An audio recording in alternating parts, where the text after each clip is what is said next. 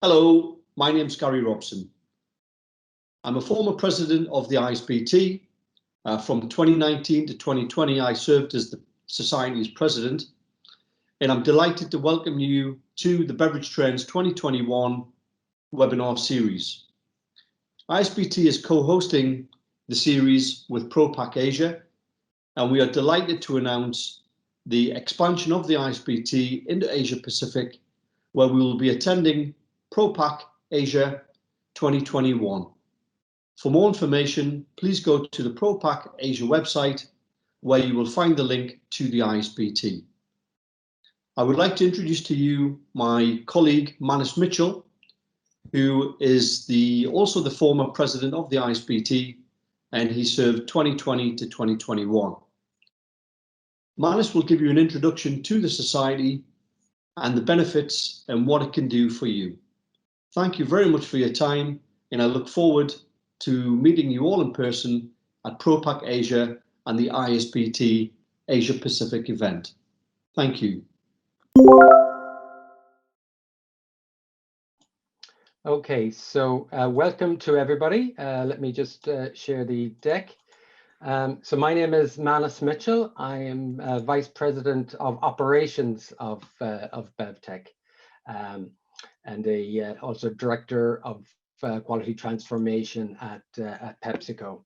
So I'm in the industry for 25 years, 19 of those years as a member of ISBT. So certainly I've seen a lot of change in that time in our industry. And I've also seen ISBT being actually a big part of facilitating, enabling and supporting a lot of the change that has happened. So, some personal examples for me were, with ISBT's leadership, we have essentially transformed the carbon dioxide supply chain in the beverage industry, really fixing and resolving long-standing chronic issues for our industry that had led to a lot of major issues. So that really problem is fixed now, thanks to ISBT. On packaging side of things, there's been a huge amount of activity through the packaging designs published through ISBT's Thread Specs portal. So picking one example from there, just one of those designs, PCO 1881, which is the neck finish, taking nearly a gram of resin out of the CSD bottle. So you can imagine the positive impact that has had on the environment around the world, and the huge savings it has generated for companies. And we've calculated it's multiple $1 billion it has saved beverage industry companies over the last number of years. And another example I think that I've been involved in is really where ISBT has developed industry guidelines, then which are adopted by obviously member companies, but also by regulators. And it's really a good way then of ISBT being a trusted source of information, and regulators often have adopted then the ISBT guidelines verbatim and incorporated them into their country regulations, and obviously they're science-based regulations then, which is kind of what we want. So examples of that would be HFCS in China and other Asian countries, for example. So obviously the pace of change, will it slow down or will it speed up, do we think? And I've a funny feeling it's going to speed up even in the next years ahead. And I think ISBT can be a big facilitator then in helping manage that change in a positive way for the industry and our members, companies, and our members themselves.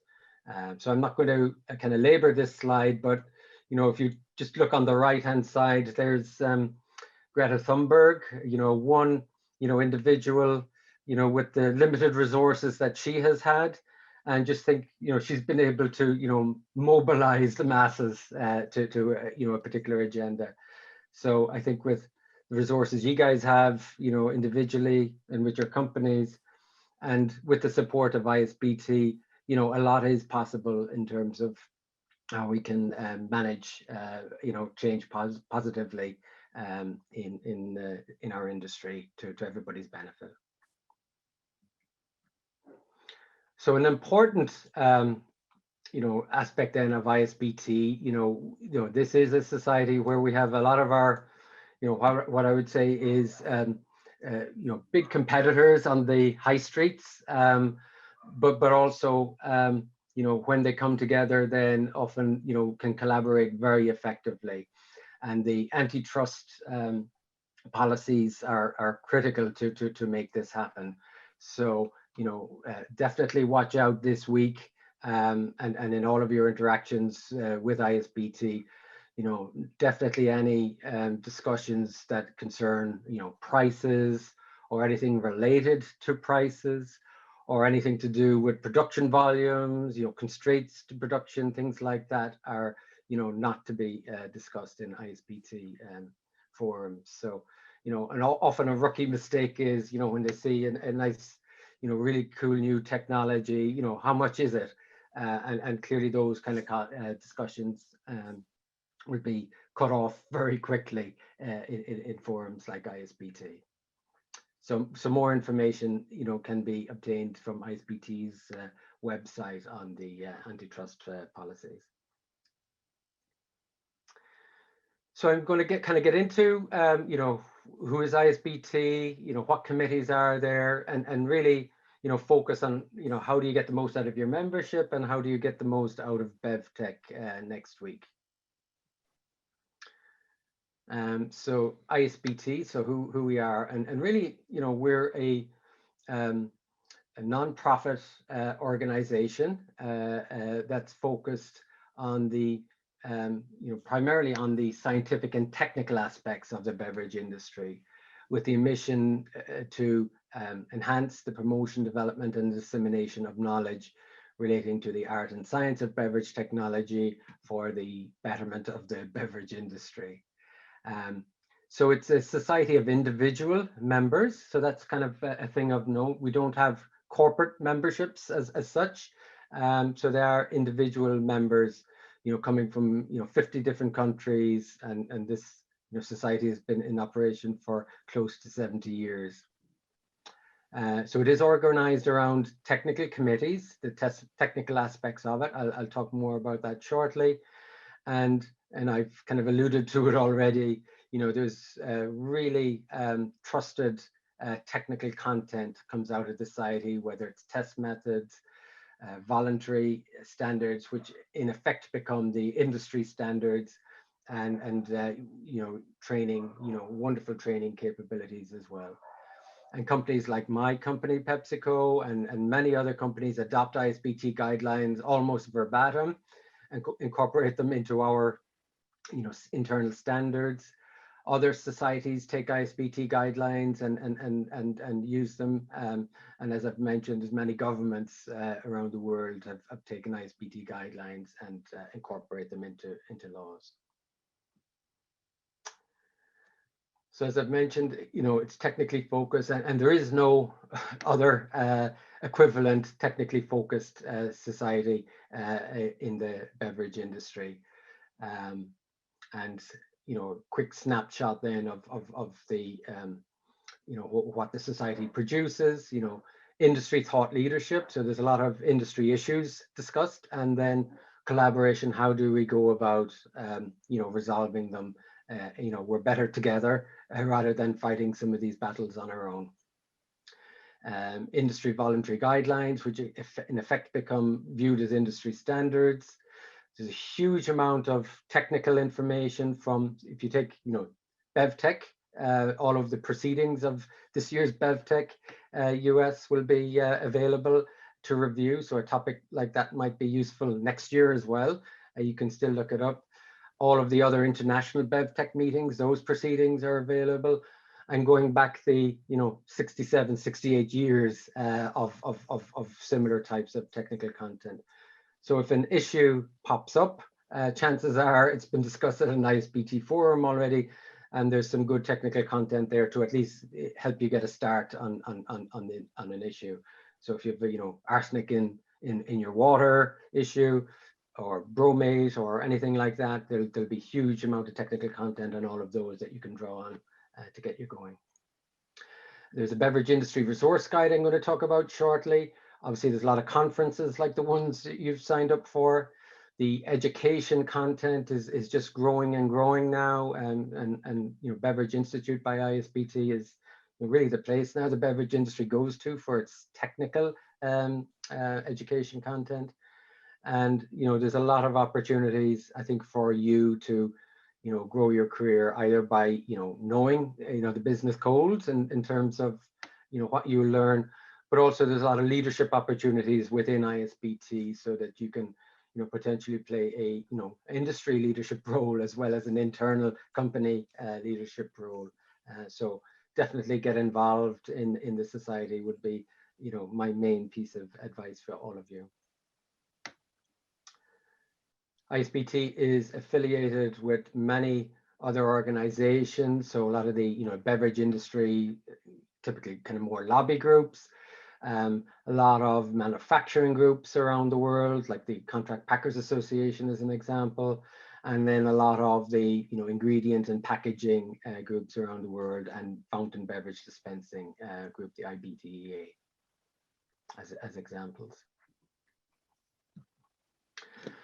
And I would say ISBT is it is a unique society in terms of I think it's personality and how members interact with each other, its friendliness, but also in terms of giving back to the industry. And I know I'm very proud of our scholarship program.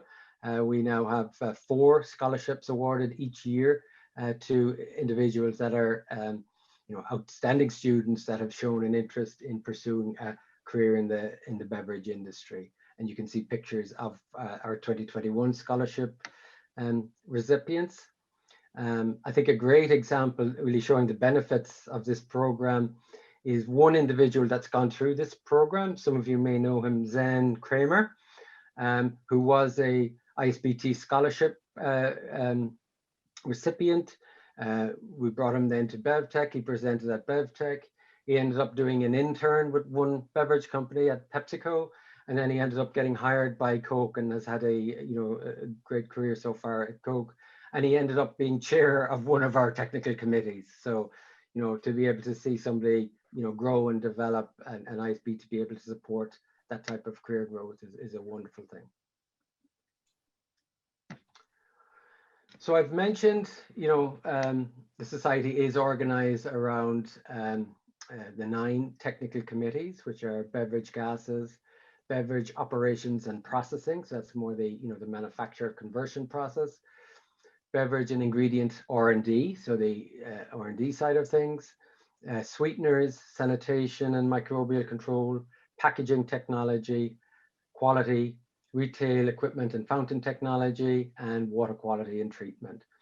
And really, there's a lot of information on all of these, and each of these have subcommittees. I do recommend you go to the ISBT website, from the menu, select committees, and you'll see then all of the chairs and officers and subcommittees and subcommittee chairs and officers of each of those committees on the ISBT website.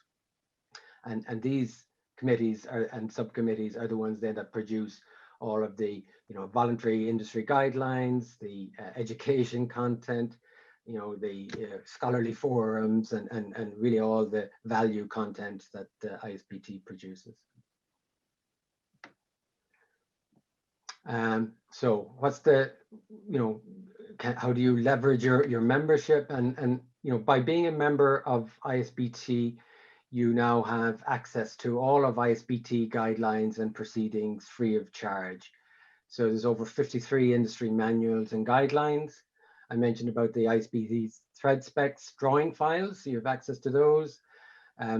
historical BevTech proceedings. I mentioned those already, and other content. You know, we've even got a, you know, Alicyclobacillus is a big issue with non-carbonated beverages. ISBT manages a Alicyclobacillus culture collection to, you know, foster research in development of test methods and technology, you know, in activation and thermal processing solutions to eliminate those issues, so, as examples. So you have your fingertips now on some incredible technical information that's really relevant to our industry and your applications, and maybe that's what's different maybe to university libraries and other sources of information. So at the end of 2020, we launched the Beverage Industry Resource Guide, which is the premier resource guide now in the industry. And already in a short space of time, you can go to the resource guide and find out about member companies and what goods and services they have, and how they can improve your food safety and quality, how they can make your process more efficient and increase your profitability. So already there's 250 soft drink brands in the listings, 60 regional bottling companies, 20 consulting firms, and over 350 supplier members. And this is all managed by a company called DataKey Communications. And ISBT members then do have the option then to purchase additional sponsored content within their listings to further showcase their offerings. And I've mentioned BevTech by ISBT, and this it really is where the beverage industry goes for its technical learning content. On your screen, you can see some of the wonderful, and not all of, but some of the wonderful education content that's available from ISBT. And again, it is from the trusted content and really from the experts in their fields in each of these areas. And we're seeing, beverage companies now accessing and using this content rather than creating content and having to maintain and sustain it themselves. So, major beverage companies and a lot of supplier companies are on board now, with corporate contracts pulling this data, as well as obviously individual members using the content and learning the industry. So one great example is Fundamentals of Beverage Technology. If you're new to the beverage industry, this is a course I would recommend to anybody starting new in the industry. And you can imagine we all know a lot of those, and that keeps happening. So which is a really good primer to learn the language of the beverage industry, so to speak. Following the presentation by Manus, our co-chair for BevTech Asia Pacific, Mr. Sean Harrington, will take you through the beverage market and trend data that we've put together for you. Good morning, everyone. My name's Sean Harrington from ISBT. It's nice to join you for this ProPak webinar. Today, my presentation is from our Beverage Institute, and I'm just going to give you a beverage industry overview. The agenda will be, we'll just talk about the history of beverages a little bit, global beverage consumption, packaging challenges, and looking to the future. If we have a quick look at the history of carbonated beverages, Joseph Priestley first carbonated water in 1767. He was supposed to be an astronomer on James Cook's second voyage to the South Seas, but wasn't chosen. He still contributed in a small way to the voyage, as he provided the crew with a method for making soda water. He speculated that this soda water might be a cure for scurvy, which obviously it wasn't, but he later published a pamphlet with directions on impregnating water with fixed air, but he didn't actually commercialize it. It was people like J.J. Sweat, who we know, that very famous name, who made fortunes from it. Another key point in the history of beverages is 1952, where the first diet soda was made by a gentleman called Kirsch. He actually added an artificial sweetener called calcium silicate to sweeten his first diet soda, which was a ginger ale.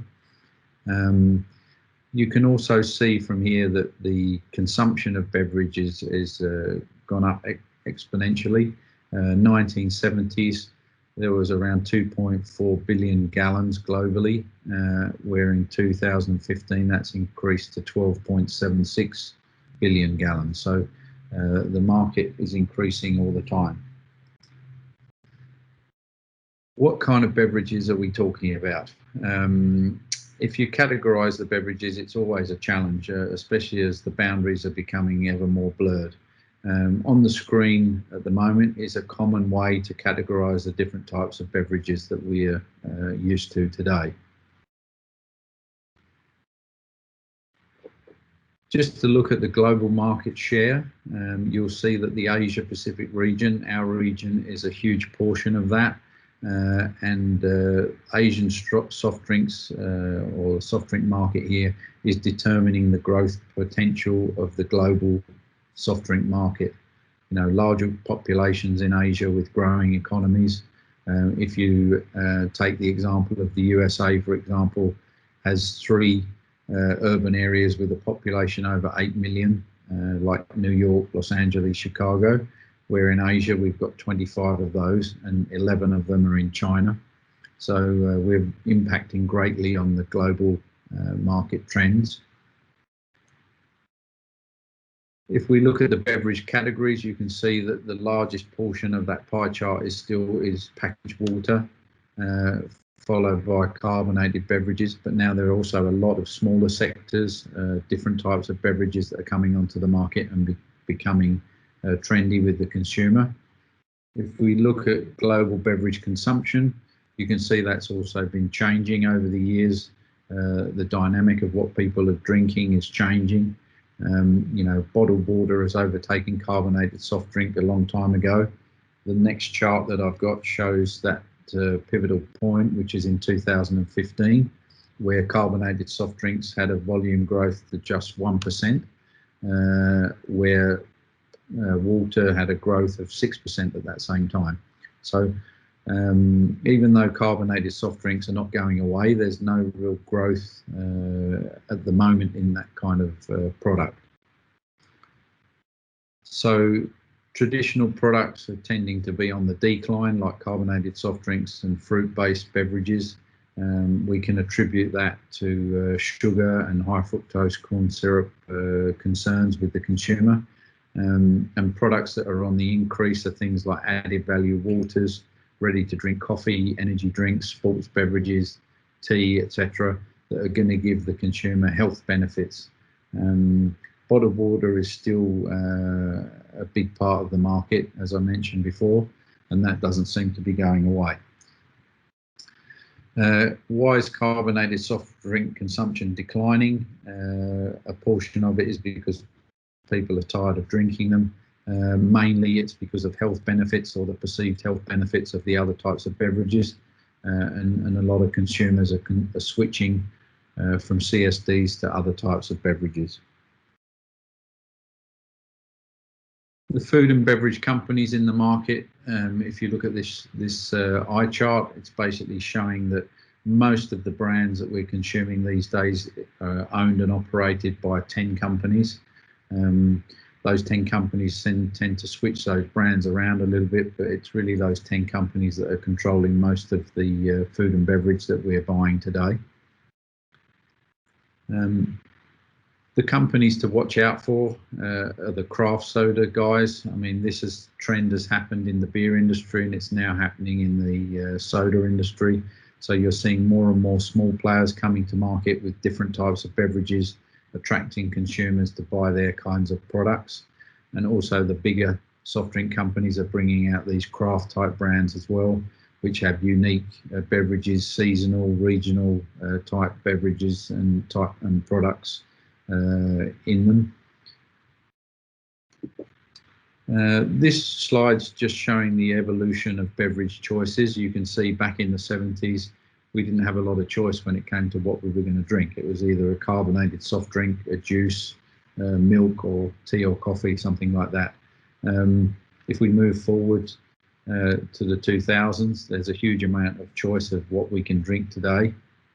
You know, drinks that are basically designed for weight loss, for women only, protein enhanced drinks, drinks that have specific health benefits, fortified water, energy drinks, etc., etc. So consumers are becoming more and more particular about what they've got to drink. Ingredients are a key component of our industry. Basically, these are the building blocks of the beverages that we produce. As I said, bottled water is the fastest growing beverage, but it's also a key ingredient in almost all beverages. Consumers now seem to be trending towards natural, which isn't always very well defined by regulators, and it's presenting a unique challenge when deciding what ingredients we have to use in our beverages. With this change in beverage portfolio, it's also having an impact on the packaging that we use. We have to design the packaging and make it attractive for the consumer, so that when that product's sitting on the shelf, it acts as a 24/7 salesperson for us, attracting the consumer to buy that product. But that package also has to be designed in a way where the ingredients inside aren't going to spoil, etc., etc. So there are a lot of packaging challenges, packaging design challenges coming up in the future. The future marketplace, we feel, will be a different arena. You know, those regular carbonated soft drinks and diet soft drinks, milk, etc. There really is no growth in that area, but there are still huge volumes. So that business isn't going to go away. It's still a $35 billion industry. So those products still have to be manufactured. But if we want growth in our business, we have to move some of our business towards the drinks that consumers are looking for with these health benefits. You know, things like almond milk, coconut water, etc., enhanced teas, flavoured waters. You know, these seem to be the market trends at the moment. Health and wellness will continue to be a strong trend in the marketplace. Most emerging categories that we see have health and wellness attributes and/or promise specific functional benefits. And if we take a look at the categories today, they're very different to what they were in the past. You've got a lot of plant-based beverages, probiotic type beverages that are coming to market, energy shots, health shots, etc. And there are very short-term trends that are happening as well, and we have to be there to ride those short-term trends, like coconut water, kombucha tea, for example. You know, are just some of the trends that have been around currently. So yeah, the marketplace is changing tremendously from what it was in the past.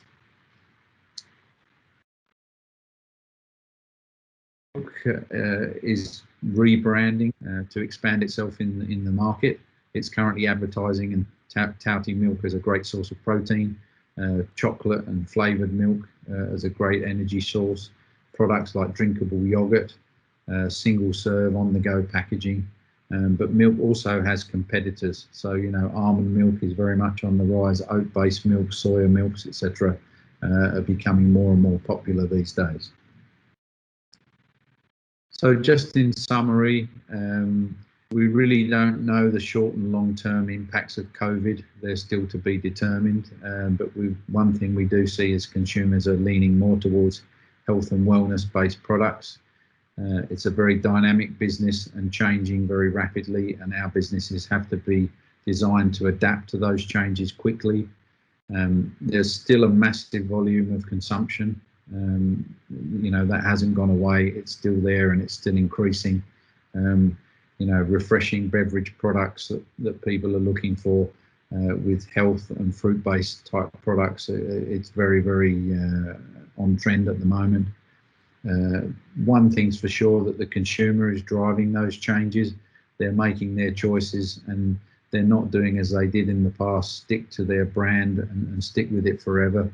They're quite fickle at the moment, and they'll change brand quite quickly if a new trend emerges. So really the future's an open book, and anything could happen. So thank you very much for spending some time with me today, and hopefully my presentation was informative, and the previous presentation on ISBT was informative for you. If you have any questions, please don't hesitate to contact the ProPak guys, or you can contact myself directly. And I look forward to meeting you all in person sometime in the future. So thank you very much, and have a good day.